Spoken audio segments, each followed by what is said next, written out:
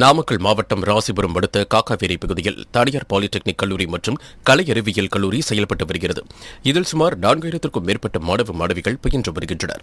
தற்போது கொரோனா தொற்று காரணமாக ஏராளமானோர் உயிரிழந்து வரும் நிலையில் கல்லூரி நிர்வாகம் சார்பில் பாலிடெக்னிக் கல்லூரி மற்றும் கலை அறிவியல் கல்லூரி மாணவ மாணவிகளின் பெற்றோர்கள் யாரேனும் கொரோனா தொற்றால் உயிரிழந்திருந்தால் அவர்களின் கல்விக் கட்டணம் முழுவதும் கல்லூரி நிர்வாகமே ஏற்கும் என்றும், அதேபோல் புதிதாக கல்லூரியில் சேரும் மாணவ மாணவிகளின் பெற்றோர்கள் கொரோனா தொற்றால் உயிரிழந்திருந்தால் 3 ஆண்டுகளுக்கான கல்விக் கட்டணத்தை இலவசமாக வழங்கப்படும் என கல்லூரியின் தாளாளர் பிரேம்குமார் அறிவித்துள்ளார்.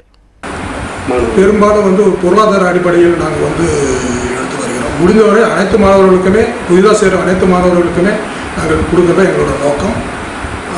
இதுக்கு மாணவர்கள் அவங்க பெற்றோருடைய டெத் சர்டிஃபிகேட் மற்றும் ஆத்தரைசேஷன் ஃப்ரம் வில்லேஜ் ஆஃபீஸர், இந்த 2 சர்டிஃபிகேட்டும் அவங்க எங்களை அப்ளிகேஷனோடு சேர்ந்து அப்ளை பண்ணணும். தேனி மாவட்டம் பெரியகுளம் அருகே ஜெயமங்கலம் பகுதியில் உள்ள தேக்கு மர தோட்டத்தில் கொரோனா பொது முடக்க தடையை மீறி சேவல்களை வைத்து சண்டையிட்டு சூதாட்டத்தில் ஈடுபடுவதாக போலீசாருக்கு ரகசிய தகவல் கிடைத்தது. இதனையடுத்து சம்பவ இடத்திற்கு சென்ற ஜெயமங்கலம் காவல்துறையினர் 15க்கும் மேற்பட்ட நபர்கள் ஒன்றாக கூடி சேவல்களை சடையிட வைத்து சூதாட்டத்தில் ஈடுபட்டதை கையும் களவுமாக பிடித்தனர். அதில் ஏராளமானோர் தப்பி ஓடிய நிலையில் திண்டுக்கல் மாவட்டம் வத்தலகுண்டு பகுதியைச் சேர்ந்த முகமது பிலால் என்பவரை மட்டும் ஜெயமங்கலம் காவல்துறையினர் கைது செய்து வழக்கு பதிவு செய்தனர். மேலும் சண்டையில் ஈடுபடுத்தப்பட்ட 7 சேவல்கள் பறிமுதல் செய்து மற்றவர்களை தேடி வருகின்றனர். ராமநாதபுரம் மாவட்டம் பாம்பன் மீன்பிடி துறைமுகத்தில் இருந்து 200க்கும் மேற்பட்ட விசைப்படகில் 1500க்கும் மேற்பட்ட மீனவர்கள் மீன்பிடிக்க கடலுக்குள் சென்றுள்ளனர். இவர்கள் மீன்பிடித்து விட்டு திரும்பிக் கொண்டிருக்கும் போது பாம்பனில் இருந்து 27 கிலோமீட்டர் தொலைவில் இலங்கை கடற்படையினர் இந்திய கடற்பகுதிக்குள் அத்துமீறி நுழைந்து லிம்ரிட் என்பவருக்கு சொந்தமான விசைப்படகு மீதும் வானத்தை நோக்கி துப்பாக்கிச்சூடு நடத்தியுள்ளனர். இதில் விசைப்படகு கண்ணாடி சேதமடைந்து மீனவர் நூலிழையில் உயிர் தப்பியுள்ளார். இதனால் அச்சமடைந்த மீனவர்கள் அவசரமாக கரை திரும்பியுள்ளனர். இலங்கை கடற்படையினர் இந்திய கடற்பகுதிக்குள் அத்துமீறி நுழைந்து துப்பாக்கி சூடு நடத்திய சம்பவம் ராமேஸ்வரம் தீவு பகுதி முழுவதும் அச்சத்தை ஏற்படுத்தியுள்ளது. தருமபுரி நகரப்பகுதியை ஒட்டி பெரியார் சிலை அருகே 130 ஆண்டுகள் பழமையான CSI பேராலயம் உள்ளது. இப்பேராலயத்தில் பேராயராக பிரபுச்சந்திர மோகன் என்பவர் கடந்த 2019ஆம் ஆண்டு முதல் பணியாற்றி வருகிறார். இவரை கோத்தகிரி சர்ச்சிற்கு கோவை மண்டலம் பிஷப் கமிட்டி ரவீந்தர் இடமாற்றம் செய்து கடிதம் அனுப்பியுள்ளார். இந்த நிலையில் தருமபுரி CSI பேராலயத்திற்கு தற்போது ஈரோடு மாவட்டம் சென்னிமலை பகுதியில் பணியாற்றி வந்த அன்புராஜ் என்பவரை பணிமாற்றம் செய்துள்ளார். இந்த நிலையில் அன்புராஜ் கடந்த 7ஆம் தேதி ஒரு சில பணிகளுக்கு மட்டும் பொறுப்பேற்றுக் கொண்டார். இன்னும் சில பொறுப்புகளுக்கு மற்றும் ஞாயிறு வழிபாடு பொறுப்பேற்க தற்போது வந்தபோது இங்குள்ள பேராயர் பிரபுச்சந்திர மோகன் அவரை உள்ளே விடாமல் தடுத்து உட்புறமாக பூட்டிக் கொண்டுள்ளார். இதனால் அப்பகுதியில் பரபரப்பு ஏற்பட்டுள்ளது. திருவண்ணாமலை மாவட்டம் வந்தவாசி எடுத்துள்ள வடூரை சேர்ந்தவர் தனசேகரன். இவருக்கு 2 மனைவிகள். அதில் செல்வி என்பவர் வடூர் ஊராட்சி மன்ற தலைவராகவும், காஞ்சனா என்பவர் சாத்தனூர் ஊராட்சி மன்ற தலைவராகவும் உள்ளனர். இவர் வடூர் அகரம் தொடக்க வேளாண்மை கூட்டுறவு கடன் சங்கத்தின் கட்டுப்பாட்டில் செயல்படும் சாத்தனூர், விழுதப்பட்டு மற்றும் விழுப்பாக்கம் கூட்டுறவு கடைகளின் விற்பனையாளராக பல ஆண்டுகளாக தொடர்ந்து பணிபுரிந்து வருகிறார். அரசியல் செல்வாக்கு மிக்கவரான இவர் தொடர்ந்து விற்பனையாளராக இருப்பதால் போலி ரேஷன் கார்டுகள் வைத்து முறைகேடு செய்திருப்பதாக கூறப்பட்ட நிலையில் இவர் பொறுப்பில் உள்ள நியாய விலை கடைகளில் கொரோனா நிவாரண நிதி மற்றும் பொங்கல் பரிசுத் தொகை கையாடல் மற்றும் கொரோனா நிவாரண நிதி பட்டுவாடா செய்தது போக மீத தொகை சங்கத்திற்கு திரும்ப செலுத்தவில்லை என கூறப்படுகிறது. இதனால் இவரை விசாரணை செய்து சங்க நிர்வாகம் தற்போது தற்காலிக பணியிடை நீக்கம் செய்துள்ளது. செங்கல்பட்டு மாவட்டம் திருப்பூரூர் ஒன்றியத்தில் அடங்கிய கழகாப்பட்டு, காளவாக்கம், ஆமூர், சிறுதாவூர், மானாமதி, வெண்பேடு, காயர், திருப்பூரூர், தண்டலம் உள்ளிட்ட பல்வேறு பகுதிகளில் குடியிருக்கும் தாழ்த்தப்பட்ட பழங்குடி மக்கள் 500 குடும்பங்களுக்கு திருப்பூரூர் விஜய் ரசிகர் மன்றம் சார்பில் தையூர் தீனா தலைமையில் அரிசி மற்றும் காய்கறி உள்ளிட்ட அத்தியாவசிய பொருட்கள் வழங்கப்பட்டது. தஞ்சை மாவட்டம் கும்பகோணம் அரசலாற்று வெளிநடப்பு பகுதியில் புதுச்சேரியில் இருந்து கடத்தி வரப்பட்ட சாராயத்தை விற்று வந்த ஆம்ப்ரோஸ் என்பவர் போலீசாரால் கைது செய்யப்பட்டார். மேலும் அவரிடம் இருந்து 110 லிட்டர் சாராயம் பறிமுதல் செய்யப்பட்டுள்ளது. இச்சம்பவம் குறித்து மேற்கு காவல் நிலைய போலீசார் வழக்கு பதிவு செய்து விசாரணை மேற்கொண்டு வருகின்றனர். புதுக்கோட்டை மாவட்டம் மீமிசல் அருகே உள்ள வடக்கு புதுக்குடி கிராமத்தைச் சேர்ந்த தினமணி என்பவரது நாட்டுப்படகில் வசீகரன், மணிகண்டன், சக்திவேல் ஆகிய மூவரும் கடலுக்கு மீன்பிடிக்க சென்று வந்தனர். இந்த நிலையில் மீன்பிடிக்க சென்ற 3 பேரும் மீன்பிடித்துவிட்டு திரும்பிக் கொண்டிருக்கையில் வசீகரன் என்பவர் படகின் ஓரமாக அமர்ந்திருந்தபோது நிலை தடுமாறி கடலுக்குள் விழுந்துள்ளார். அப்போது அவருடன் சென்ற சக மீனவர்கள் வசீகரனை கடலுக்குள் தேடி கிடைக்காததால் இதுகுறித்து மீமிசல் பகுதி கடலோர காவல்படை மற்றும் காவல்துறையினரிடம் தகவலை தெரிவித்துள்ளனர். பின்னர் காணாமல் போன மீனவர் வசீகரனை கடலோர காவல்படையினர் தீவிரமாக தேடி வருகின்றனர். திண்டுக்கல் மாவட்டம் கொடைக்கானலில் நாளுக்கு நாள் வனவிலங்குகளின் நடமாட்டம் அதிகரித்து வந்தது. இந்த நிலையில் கீழ்மலை பகுதிகளான தாண்டிக்குடி, பண்ணைக்காடு, பாச்சலூர், அஞ்சிவீடு உள்ளிட்ட பல்வேறு பகுதிகளில் மக்கள் விவசாயமே பிரதான தொழிலாக செய்து வருகின்றனர். இந்த பகுதிகளில் யானை கூட்டம் விவசாய நிலங்களுக்குள் புகுந்து சேதப்படுத்தியும் அவ்வப்போது வாகனங்களை வழிமறுத்தும் வந்துள்ளது. இந்த நிலையில் அஞ்சிவீடு பகுதிகளுக்குள் உலாவந்த காட்டு யானைகள் அப்பகுதியில் நிறுத்தி வைக்கப்பட்டு இருந்த வாகனம் மற்றும் விவசாய நிலங்களை சேதப்படுத்தி சென்றுள்ளது.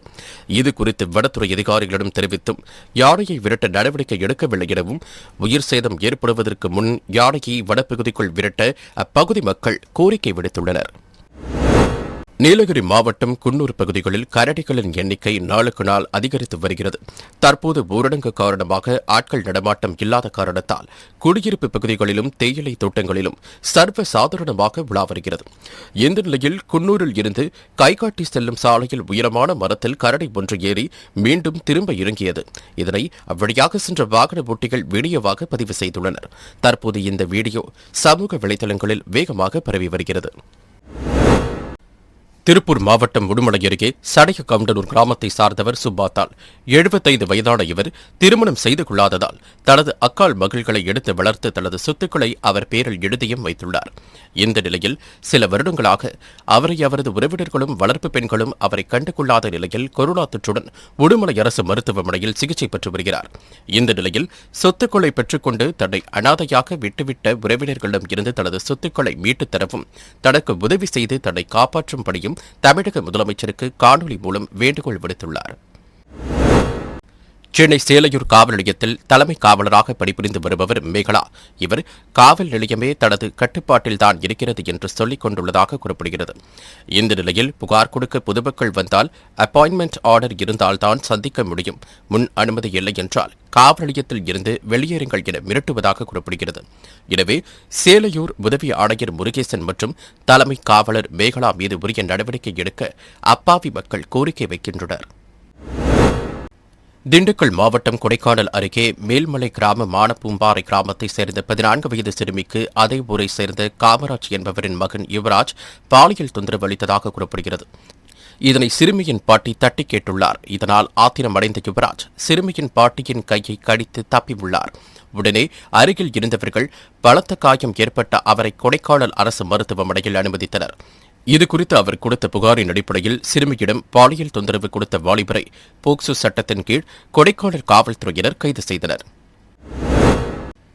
திருவள்ளூர் மாவட்டம் எல்லாபுரம் ஒன்றியம் கணிகைப்பேர் பகுதியில் இயங்கி வரும் அன்னை தெரசா கல்வி மருத்துவம் விளையாட்டு சமூக அறக்கட்டளை இயங்கி வருகிறது.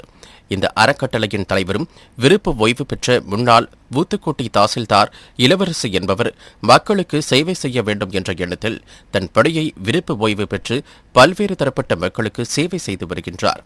இந்த நிலையில் திருவள்ளூர் மாவட்டம் பூண்டி ஒன்றியம் பேரட்டிவாக்கம் ஊராட்சிக்குட்பட்ட வடத்தில்லை உள்ள சுமார் 60க்கும் மேற்பட்ட பழங்குடி மக்களுக்கு அன்னை தெரசா கல்வி மருத்துவம் விளையாட்டு சமூக அறக்கட்டளை சார்பில் 5 கிலோ அரிசி, 10 வகையான காய்கறிகள் உள்ளிட்டவை அடங்கிய தொகுப்பு அறக்கட்டளையின் தலைவர் இளவரசி தலைமையில் வழங்கப்பட்டது. கர்நாடக மாநிலம் சிமோகாவை சேர்ந்த ராஜா என்பவரது மகன் லிங்கோத் கட்டிட தொழிலாளியான இவர் திருவண்ணாமலை மாவட்டம் வந்தவாசி அடுத்த தாடிநுழம்பை கிராமத்தில் உள்ள சித்தி வீட்டில் தங்கி கட்டிடப் பணியில் ஈடுபட்டு வந்தார். அப்போது அந்த ஊரை சேர்ந்த 17 வயதான சிறுமியிடம் பழகியுள்ளார். ஒரு வாரத்திற்கு முன்பாக பள்ளி மாணவியை ஆசை வார்த்தை கூறி ஷிமோகா அழைத்துச் சென்றுள்ளார். பின்னர் இதுகுறித்து வடவடக்கம்பாடி காவல் நிலையத்தில் சிறுமியின் தந்தை ரமேஷ் புகார் அளித்ததன் அடிப்படையில் வழக்கு பதிவு செய்த போலீசார் மாணவியை கண்டுபிடித்து லிங்கோத்தை போக்சோ சட்டத்தில் கைது செய்து நீதிபதி முன்பு ஆஜர்படுத்தி சிறையில் அடைத்தனர். கடலூர் மாவட்டம் விருதாச்சலம் அடுத்த பழையப்பட்டினம் கிராமத்தில் சுமார் 1500க்கும் மேற்பட்ட பொதுமக்கள் வாழ்ந்து வருகின்றனர். இவர்களுக்கு ஊராட்சி மன்றம் சார்பில் போதிய அளவு வசதிகள் செய்து தரவில்லை என பலமுறை ஊராட்சி ஒன்றிய அலுவலகத்தில் புகார் தெரிவித்தும் எந்த ஒரு நடவடிக்கையும் எடுக்கவில்லை என கூறப்படுகிறது. இதுகுறித்து அரசு நடவடிக்கை எடுக்க அப்பகுதி மக்கள் கோரிக்கை விடுத்துள்ளனர். கோபிச்செட்டிப்பாளையம் சட்டமன்ற தொகுதியில் குடிநீர் திட்ட புதுப்பிக்கும் பணிகளுக்காக 23 கோடி ரூபாய் 45 லட்சம் மதிப்பீட்டில் குழாய்கள் மாற்றியமைக்கப்பட்டு குடிநீர் வழங்குவதற்கான நிதி ஒதுக்கீடு செய்யப்பட்டது. இந்த திட்டத்திற்கான குழாய்கள் மாற்றியமைக்கும் பணிகள் தற்போது முழுவீச்சில் நடைபெற்று வருகிறது. இந்த நிலையில் சிறுவலூர் பகுதியில் நடைபெற்று வரும் இந்த கூட்டு குடிநீர் திட்டம் புதுப்பிக்கும் பணிகளை முன்னாள் அமைச்சரும் கோபிச்செட்டிப்பாளையம் சட்டமன்ற உறுப்பினருமான கே. செங்கோட்டையன் நேரில் சென்று ஆய்வு செய்தார். தொடர்ந்து இந்த கூட்டு குடிநீர் திட்டப்பணிகளை விரைந்து முடிக்க அதிகாரிகளுக்கு உத்தரவிட்டார். தருமபுரி, கிருஷ்ணகிரி மாவட்டங்களுக்கு ஒகேனக்கல் கூட்டு குடிநீர் திட்டம் மூலம் குடிநீர் விநியோகிக்கப்பட்டு வருகிறது. கடந்த காலங்களில் நீர்வரத்து அதிகரிப்பால் ஒகேனக்கலில் மெயினருவி, சினி ஃபால்ஸ் போன்ற பகுதிகளில் பழுந்தடைந்துள்ளது. இப்பகுதிகளையும் மேலும் ஒகேனக்கல் கூட்டு குடிநீர் திட்ட நீரேற்று பகுதிகளை மாவட்ட கூடுதல் ஆட்சியர் மருத்துவர் வைத்தியநாதன் ஆய்வு மேற்கொண்டார். மேலும் ஒகேனக்கலில் பழுதடைந்த பகுதிகளை சீர் செய்வது, சுற்றுலா தலத்தை மேம்படுத்துவது குறித்து அரசு அலுவலர்களுடன் ஆலோசனை மேற்கொண்டார். இந்த ஆய்வின் போது ஒகேனக்கல் கூட்டுத்திட்ட பொறியாளர் சங்கரன், வட்டார வளர்ச்சி அலுவலர்கள் ஜெகதீசன், வடிவேல், ஒன்றிய பொறியாளர்கள் ஸ்ரீனிவாசன், சுரேஷ்குமார் உள்ளிட்டோர் பங்கேற்றனர். தூத்துக்குடி மாவட்டம் சாத்தான்குளத்தில் பெட்ரோல் விலை வரலாறு காணாத விதமாக ₹100.22 இன்றைய தினம் உள்ளது. இதனையடுத்து சாத்தான்குளம் வர்த்தக சங்க செயலாளர் மதுரம் செல்வராஜ், சாத்தான்குளம் மீன் பஜார் பகுதியில் உள்ள இருசக்கர வாகன ஓட்டிகளுக்கு மற்றும் பொதுமக்களுக்கும் இணைப்பு வழங்கி பெட்ரோல் விலை உயர்வை கண்டித்து வினோதமான முறையில் கண்டனம் தெரிவித்து வந்தார். இதனையடுத்து பகுதியில் உள்ள பொதுமக்கள் மற்றும் சமூக ஆர்வலர்கள் இனிப்புகளை வாங்கி வினோதமான முறையில் நடைபெற்ற இந்த கண்டனத்திற்கு தங்களது ஆதரவை தெரிவித்தனர். தென்காசி மாவட்டம் சங்கரன் கோவில் அருகே உள்ள ராயகிரி பகுதியில் மூலிகை ஆராய்ச்சி மையம் அறக்கட்டளை சார்பில் மரக்கன்றுகள் நடும் விழா ஏற்பாடு செய்யப்பட்டு இருந்தது. இந்த நிகழ்வில் அறக்கட்டளை ஒருங்கிணைப்பாளரும் திரைப்பட இயக்குநருமான கண்ணன் அப்பகுதியில் உள்ள பொதுமக்களுக்கு கற்பூரவள்ளி, புங்கை மரம், வேப்ப மரம், எலுமிச்சை மரம் உள்ளிட்ட மூலிகை மரங்களை வழங்கியும் நட்டு வைத்தும் அடுத்து வரும் தலைமுறைக்கு தூய்மையான காற்றை வழங்க அதிகப்படியான மரங்களை நட வேண்டும் என்றும் வேண்டுகோள் விடுத்தார். மதுரை ஜெய்ஹிந்த்புரம் புலிப்பாண்டியன் தெருவை சேர்ந்த முத்துராமலிங்கம் என்பவரது மகன் ஜோதி மகாலிங்கம் ஊரடங்கால் வீட்டில் இருந்தே ஐடி நிறுவனத்தில் பணிபுரிந்து வந்தார். கடந்த 2 நாட்களாக ஜோதி மணிகண்டனை காணவில்லை என ஜெய்ஹிந்த்புரம் காவல் நிலையத்தில் அவரது தந்தை முத்துராமலிங்கம் புகார் ஒன்றை அளித்தார். இந்நிலையில் திருப்பரங்குன்றம் மலையில் இருந்து ஒரு வாலிபர் கீழே விழுந்து உயிரிழந்தது தெரியவந்தது. பின்னர் அங்கு ஆய்வு மேற்கொண்ட போது அது காணாமல் போன ஜோதி மகாலிங்கம் என்பது தெரியவந்தது. இதுகுறித்து வழக்கு பதிவு செய்த திருப்பரங்குன்றம் போலீசார் தற்கொலை குறித்து விசாரணை மேற்கொண்டு வருகின்றனர். திண்டுக்கல் மாவட்டம் பழனி கொடைக்கானல் சாலையில் உள்ள அண்ணா நகர் என்ற பகுதியில் மலைவாழ் மக்கள் வாழ்ந்து வருகின்றனர். அப்பகுதியில் உள்ள மயில்சாமி என்பவரது தென்னந்தோப்பில் 1 வயது மதிக்கத்தக்க சிறுத்தை குட்டி வயிற்றில் அடிபட்ட நிலையில் உயிருக்கு போராடி வந்துள்ளது. இதனை கண்ட மலைவாழ் மக்கள் சிறுத்தை அடிபட்டு கிடப்பதை பார்த்து வனத்துறையினருக்கு தகவல் கொடுத்தனர். விரைந்து வந்த வனத்துறையினர், பழனி தீயணைப்பு துறையினர் உதவியுடன் சிறுத்தையை பிடித்தனர். பின்னர் முதலுதவி அளிக்கப்பட்டு ஊசி செலுத்தப்பட்டது. ஊசி செலுத்திய சில மணி நேரங்களிலேயே குட்டி சிறுத்தை சிகிச்சை பலனளிக்காமல் பரிதாபமாக உயிரிழந்துள்ளது. இதுகுறித்து வனத்துறையினர் விசாரணை நடத்தி வருகின்றனர். திருநெல்வேலி மாவட்டம் மேலப்பாளையத்தை அடுத்த ராஜாநகர் 3வது தெருப்பகுதியைச் சேர்ந்தவர் பழனி சங்கர். இவர் வீடு மற்றும் காரில் ரேஷன் அரிசி பதுக்கி வைத்திருப்பதாக போலீசாருக்கு தகவல் கிடைத்தது.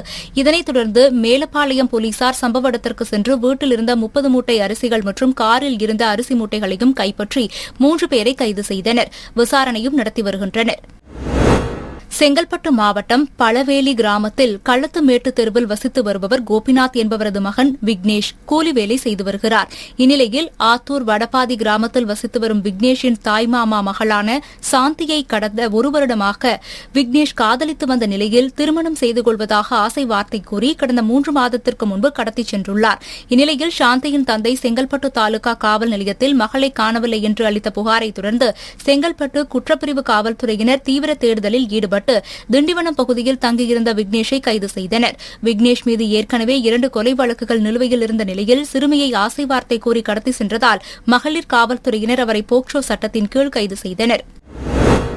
தேனி மாவட்டம் போடிநாயக்கனூர் அருகே கரட்டுப்பட்டி கிராமத்தில் சுமார் 200க்கும் மேற்பட்ட குடும்பத்தினர் வசித்து வருகின்றனர். இவர்கள் வசிக்கும் ஊர் அருகே தனியார் கல்குவாரி மற்றும் சிமெண்ட் செங்கல் தயாரிப்பு நிறுவனம் இயங்கி வருகிறது. இப்பகுதி கிராம மக்கள் தங்கள் நடைபாதையாக பயன்படுத்தி வரும் பகுதியை கல்குவாரி உரிமையாளர்கள் அடைத்ததாக கூறி 100க்கும் மேற்பட்டோர் குவாரி பகுதிகளின் பாதைகளை அடைத்து முற்றுகையிட்டனர். இதனால் அப்பகுதியில் சுமார் 2 மணி நேரம் பரபரப்பு நிலவியது. பெட்ரோல் மற்றும் டீசலின் விலை நாளுக்கு நாள் உயர்ந்து வருகிறது. தூத்துக்குடியில் 1 லிட்டர் பெட்ரோலின் விலை ரூபாய் 100 தொட்டுள்ளது. இதேபோல் டீசலின் விலையும் லிட்டர் 94க்கு விற்பனை செய்யப்படுகிறது. இதனால் வாகன ஓட்டிகள் மிகுந்த சிரமம் அடைந்து வருகின்றனர். இதேபோல் ஆட்டோ ஓட்டுநர்களும் பெட்ரோல் டீசல் விலை உயர்வால் தங்களுக்கு போதிய வருவாய் கிடைப்பதில்லை என்று கவலை தெரிவித்து வருகின்றனர். இந்நிலையில் இவர்களின் கவலையை போக்கும் வகையில் வாகன சந்தையில் புதிதாக எலக்ட்ரிக் பைக் மற்றும் எலக்ட்ரிக் ஆட்டோக்கள் விற்பனைக்கு வந்துள்ளது. தூத்துக்குடியில் அதிக அளவில் மக்கள் இந்த பேட்டரி வாகனங்களை வாங்குகின்றனர்.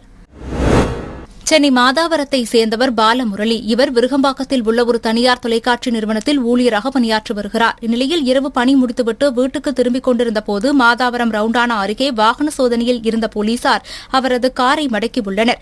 அப்போது தனது காரை ஓரமாக நிறுத்திவிட்டு போலீசாரிடம் காண்பிப்பதற்காக வாகன பதிவு எண் கொண்ட நகல்களை எடுத்துக் கொண்டு கீழே இறங்கிய சற்று நிமிடத்தில் அவரது கார் தீப்பற்றி எரிய தொடங்கியுள்ளது. பின்னர் இதுகுறித்து போலீசார் அளித்த தகவலின் பேரில் சம்பவ இடத்திற்கு வந்த தீயணைப்புத் துறையினர் தீயை அணைத்தனர்.